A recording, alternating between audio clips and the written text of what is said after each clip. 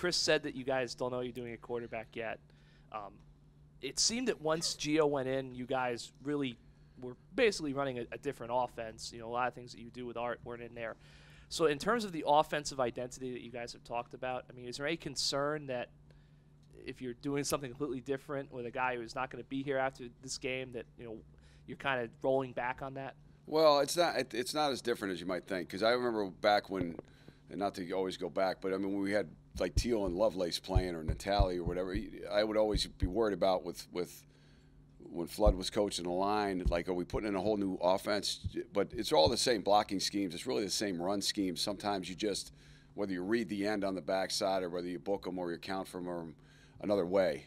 So, you know, I think we've kind of, you know, last 4 or 5 games been more of a hard-nosed kind of run the football team. That's our strength. Our 3 backs have been our strength, you know, the whole year. They've been the most productive guys. They've been the most consistent guys. So they're the guys you're trying to get the ball to. And I know we can use Raheem. Obviously, we tried a little more in the pass game. But the idea, I think, will still be the same, regardless of if one guy's treating it differently on the backside to read an end or not. The run schemes are very similar. And the idea of that, you know, now, I mean, they happen to be first in the country in run defense, so it's not exactly going to be a walkthrough up there in terms of trying to run the ball.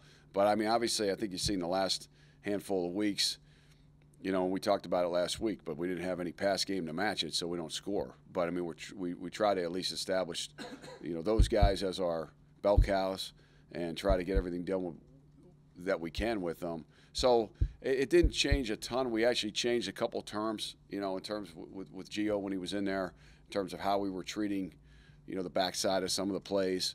But everybody else was kind of doing the same thing. And so, you know, it didn't require a whole lot of changes on offense, other than asking him, hey, you know, what are you really comfortable with in the pass game? Because he doesn't get a whole lot of reps, if any, at all during the week. And, you know, there's certain things in there that he may not have rep, maybe special for the game or what. I just wanted to know from him, what do you not want? Evaluate the offense. How difficult has it been to transition with another new offense for the players? You know, 9, 10 offensive schemes, and then moving forward, how important is it that they get another, you know, some consistency with the offense for the first time in a decade? I think it has been hard. You know, there's no. I think I've said this before. No, like, frame of reference at times for guys to say, hey, remember when we did this? Let's go back to that. You know, hey, just line up here and run a spray curl here, and the guys look at you like, you know what I mean? There's no, maybe it's even been something we've been doing since March, or, you know, it's kind of in since March, but this guy hasn't done it because now he's playing a different position. And there's just not it takes so much time to kind of get a base offense of what you kind of want to hang your hat on. And then it changed a little bit, you know, like I've said here, but, you know, through the spring and in camp, there's certain things I thought we were going to really hang our hat on. And once the game started, it was not what we were going to hang our hat on. And so now you're morphing that. At the same time, you go, well, this was kind of our bedrock. I thought we were going to be able to do some of these play actions, and I thought the ball was going to go down the field. And I thought, well, we didn't hit them. And so we had to pull back on some of that and become more of a run-oriented team. And then the run schemes you can't just have – you have to kind of add a little bit to the run scheme. And that way, you know, we've been tossing it outside some more. We've been pulling guards some more, the stuff that we hadn't done early in the year. So that it was another offense to put in, and then it didn't seem to be working, you know, not totally, but it needed adjustments. So now all of a sudden you're doing the adjustments to something that hadn't even been established.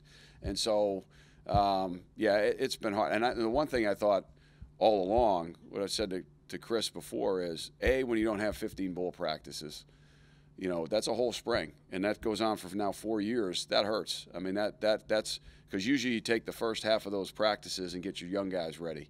You know, the vets have played 12 games, they're all beat up, and they come in condition, and maybe an hour you send them out, and you practice hard with your young guys. Now for us, they're all playing, but and then you get down to business on the game, and it's another game together and all that.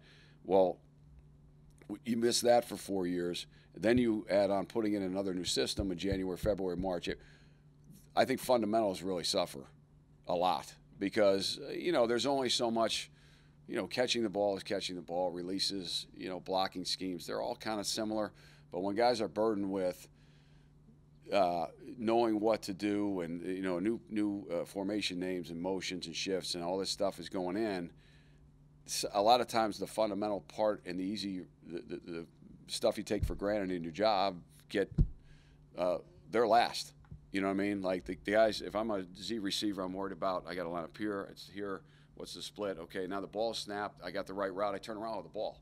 You know what I mean? It's like almost the last thing that they think of. So I think, and you have to spend so much time on scheme through the spring, the fundamentals suffer. So I think at least now there's a lot of guys that are comfortable with what our base fundamental offense is, and now you can build on it, morph it to the personnel a little more. It's kind of what we've been doing during the year, but they can get down to business on worrying about the fundamentals of their job a little more than just the X's and O's of it, if that makes sense.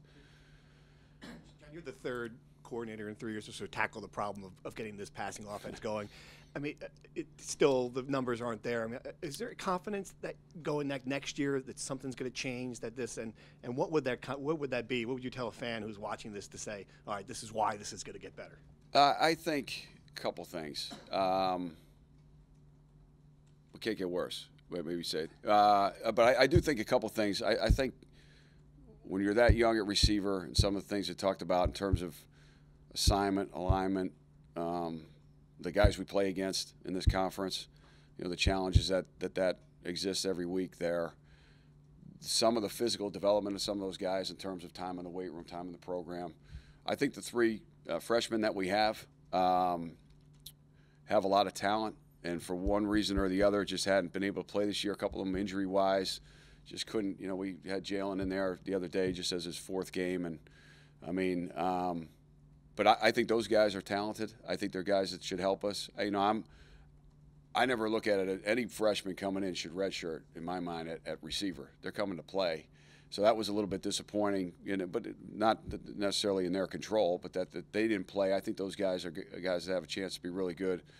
I think the young tight ends, that's a hard job, and I think neither one of them is. When you look at Travis, I think Nakia's gone miles ahead of where I thought he was going to go. But he's a little bit more run-oriented, but he has got good hands. He just hadn't had opportunities. But I think with Vokalek and Robinson, I think those are two guys that have the potential to be really dynamic players. Davon gets one the other day. He tries to one hand. It's just he hasn't had enough experience, and we've asked him to do a lot of things to block and all that stuff, which is probably not up his alley just yet at 225, but he's done it all. I think he could be really good. I think Travis, you guys have seen flashes of him in the spring. I think he needs to be better too. But he still hasn't grown into that frame that he put on all that weight. But you see him out there a lot of times, he's falling down, or I think the core strength isn't quite there yet. So, I mean, that's a lot of stuff. But really, in some point, you need at least one or two guys you can hang your hat on and know. Like right now, it's Raheem in the run and it's Raheem in the pass. Like anything we throw to Raheem, the guy is somehow he's always open and somehow he catches it.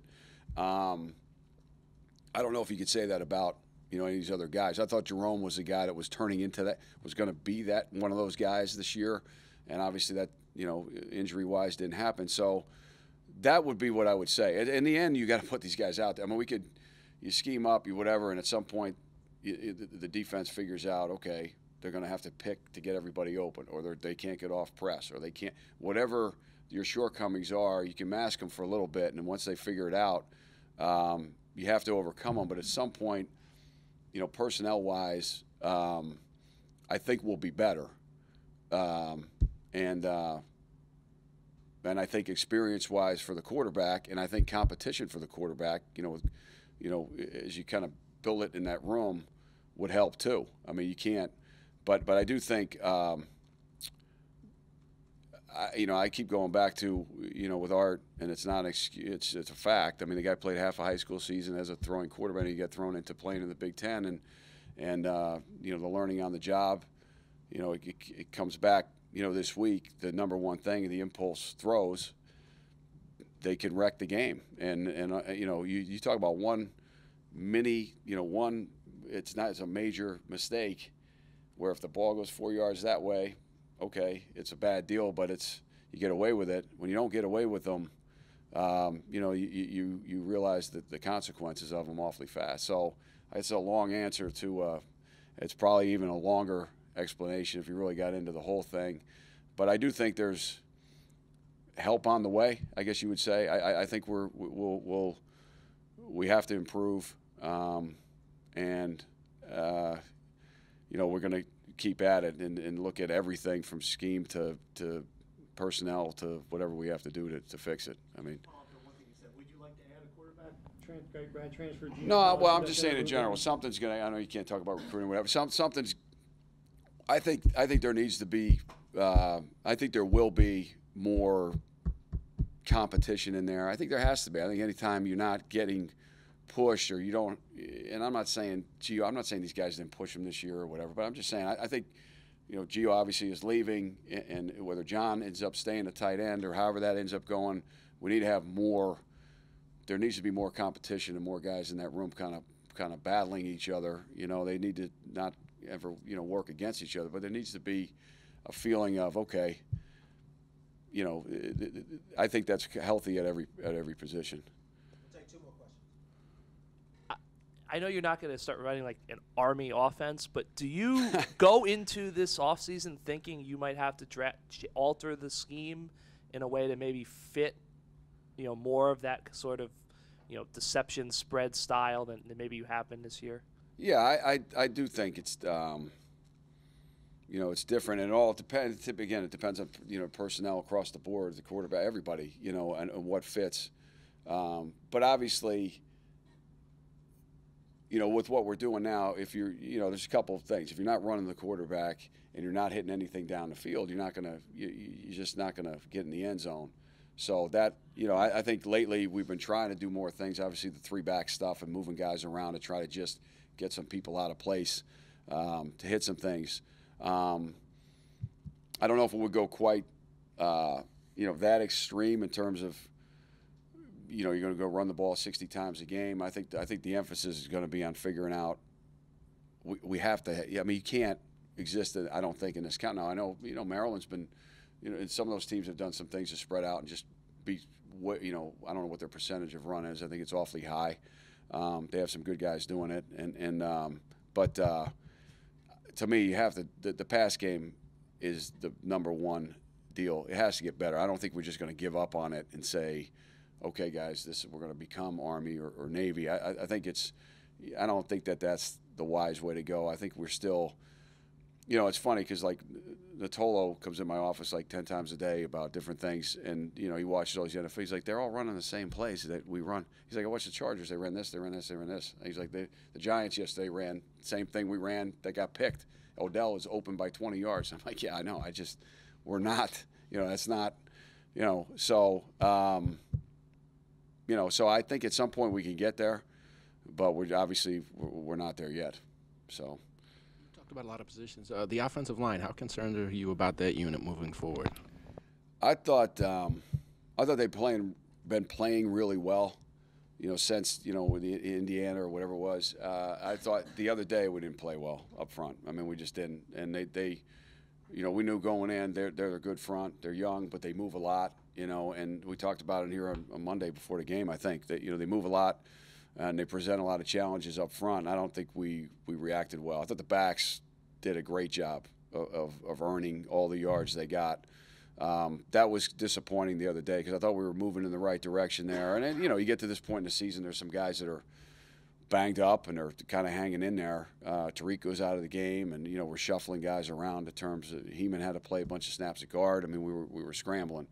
But when you're going to lose your starting left tackle, for sure, that's concerning. In terms of regardless of who you have, sort of in the hopper to go in there and play, that's a big concern. I think these 4 games of getting Reggie Sutton ended up playing 30-some plays the other day, and he'll play again this week. I think that he shows a lot of promise to be able to be a guy to go in there and help us. But right out the gate to say you're losing your left tackle, that's cause for concern. And if you say it's been up and down, that's cause for concern too. Because again, it's another position you'd like to have more competition. You'd like to not just say, okay, from left guard over, everybody's coming back. You guys are good. We just find a left tackle. I think we got to have. You'd like to have 10, 11 guys battling out legitimately for the 5 starting spots. So, again, that goes to recruiting and weight room and development. A lot of factors that go into that.